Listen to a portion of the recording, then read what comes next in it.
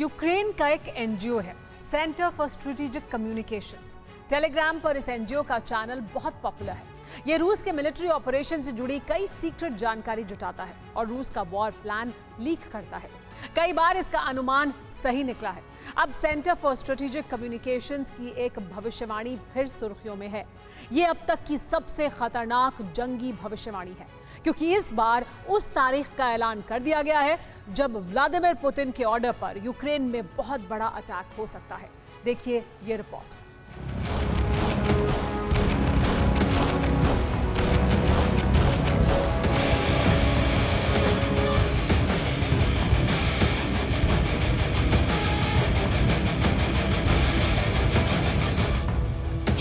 अगस्त,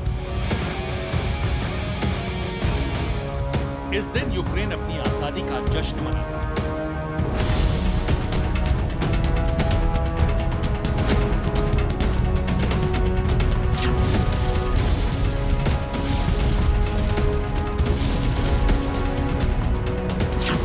लेकिन इस बार जश्न नहीं बल्कि मातम का सिग्नल जारी हुआ।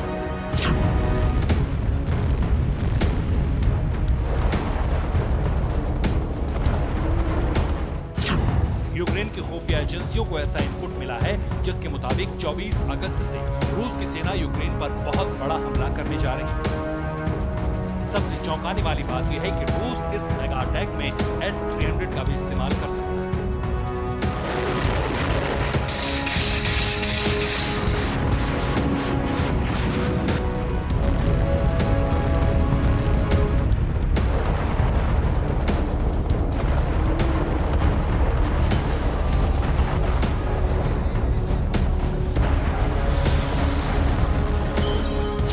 यूक्रेन के मीडिया पोर्टल्स ने टेलीग्राम पर यह भी दावा किया है कि यूक्रेन के इंडिपेंडेंस डे से कुछ दिन पहले रूसी सेना के पास हैवी एम्युनिशन, किलर मिसाइल और रॉकेट की भारी भरकम खेप पहुंच जाए और 24 अगस्त को पुतिन आर्मी बहुत बड़ी स्ट्राइक कर सकती है।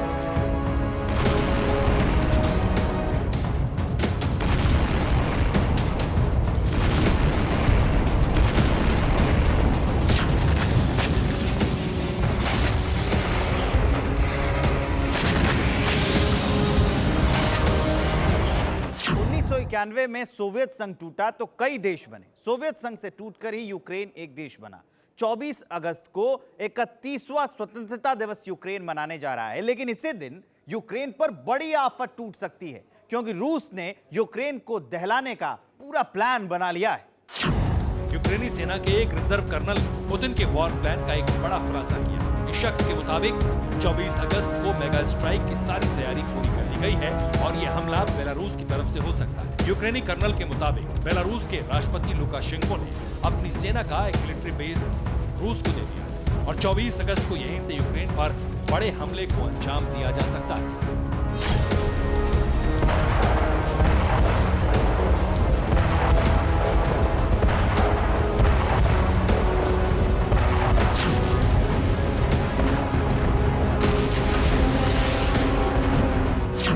लेकिन इस बार खतरा सिर्फ यूक्रेन पर नहीं है। ज़पोरिज़िया न्यूक्लियर पावर प्लांट को लेकर रूस ने यूक्रेन पर बहुत बड़ा आरोप लगाया। अगर रूस की थ्योरी में दम है तो यकीन मानिए यूरोप के 9 देश न्यूक्लियर डेंजर में हैं। और इस पूरी थ्योरी को समझने के लिए हमें 70 साल पुरानी एक घटना को जानना जरूरी है। 1 मई 1957 तेहरान, ईरान।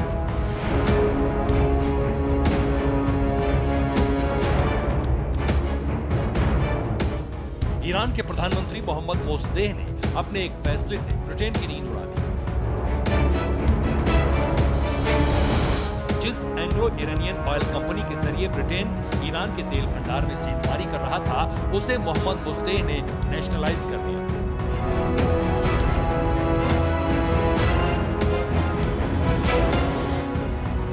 ब्रिटेन के लिए यह बड़ा झटका था। ब्रिटेन ने मोहम्मद मोसद्देह को सबक सिखाने का फैसला किया, लेकिन ब्रिटेन को पता था कि ये इंतकाम अमेरिका की मदद के बगैर नहीं होगा। ब्रिटेन ने अमेरिका से बात की, वादा किया कि अगर अमेरिका ने ईरान में तख्ता पलट करवा दिया तो ईरान के तेल भंडार में अमेरिकी तेल कंपनियों को मनचाही हिस्सेदारी दे दी जाएगी।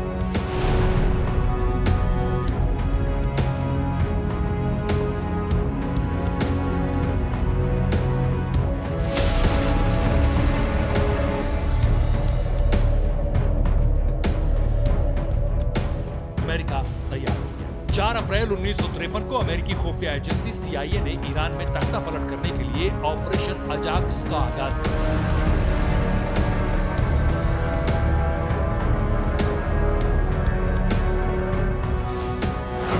CIA ने तेहरान में अपने एजेंट्स फैला दिए और वहां के प्रभावशाली ईरानियों को मुंहमांगी रकम देकर विद्रोह के लिए राजी कर दिया। CIA ने प्लान के मुताबिक ईरान के धार्मिक स्थलों और नामी लोगों पर अपने एजेंट्स के जरिए अटैक करवाया।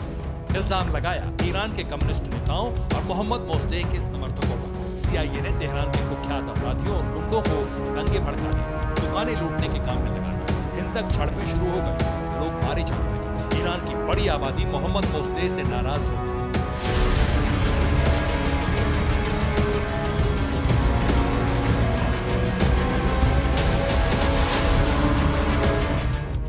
और इसी नाराजगी का फायदा उठाकर 19 अगस्त 1953 को अमेरिका ने ईरान की सेना के विद्रोही गुट से मिलकर मोहम्मद मोस्देक का तख्ता पलट कर दिया।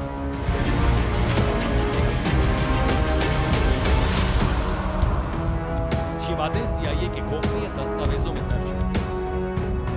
जब मिलिट्री एक्शन जरूरी हो जाए और जंग छेड़ने का बहाना न मिले तो खुद ही दुर्घटनाओं को अंजाम दिया जाए ताकि दुनिया को हमले की वजह बताई जा सके। युद्ध के इस सिद्धांत को कहते हैं false flag operation.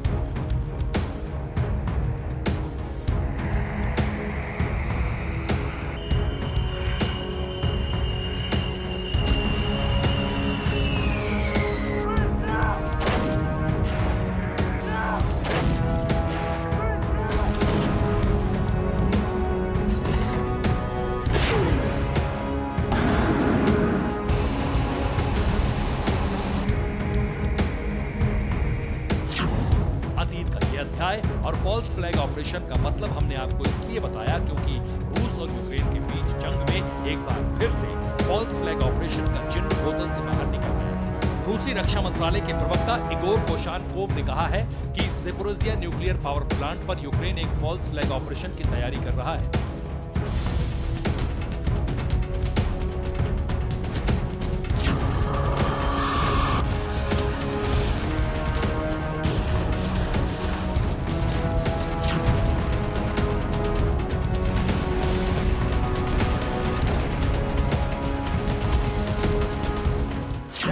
Nuclear power plant पर यूक्रेन के फॉल्स फ्लैग ऑपरेशन का मतलब है कि हमला यूक्रेन करेगा और शक रूस पर जाएगा। रूस के इंटेलिजेंस का दावा है कि 19 अगस्त यानी आज के बाद यूक्रेन की ग्राउंड फोर्स ज़ेपोरिज़िया में कुछ बड़ा करने वाली है। रूस की यह थ्योरी बेवजह नहीं। ज़ेपोरिज़िया प्लांट के बाहर बीते 100 घंटे में कई बार फायरिंग की आवाज सुनी गई। यूक्रेन के राष्ट्रपति ज़ेलेंस्की ने तो ज़ेपोरिज़िया प्लांट को रूस के कब्जे से छीनने के लिए स्पेशल ऑपरेशन की वार्निंग भी दी। 4 मार्च से ज़ेपोरिज़िया न्यूक्लियर पावर प्लांट पर रूसी सैनिकों का कब्जा है, लेकिन दोनों ओर से जारी गोलीबारी ने पूरे यूरोप को दहशत में डाल दिया। ज़ेपोरिज़िया न्यूक्लियर पावर प्लांट को जो फर्म ऑपरेट करती है उसके चीफ पेट्रो कोटिन ने कहा है कि प्लांट के भीतर रेडियो एक्टिव मटेरियल से भरे 174 कंटेनर हैं, जिन पर अगर गोलीबारी हुई तो बड़ी तबाही मचना है। अब ज़ेपोरिज़िया से जुड़ी एक और बड़ी ब्रेकिंग न्यूज जान लीजिए।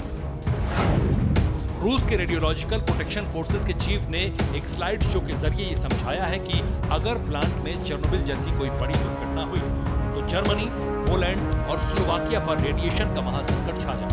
वहीं यूक्रेन की स्टेट न्यूक्लियर रेगुलेटरी अथॉरिटी का दावा है कि अगर ज़ेपोरिज़िया से न्यूक्लियर रेडिएशन फैले तो बुल्गारिया, रोमानिया और ब्लैक सी रीजन से होते हुए तुर्की तक कोहराम मच जाएगा।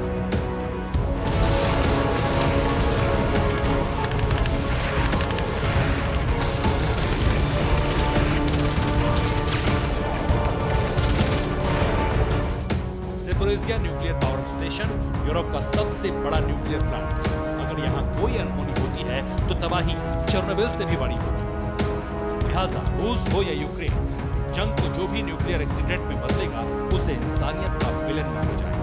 Bureau report, TV9 Bharatvarsh.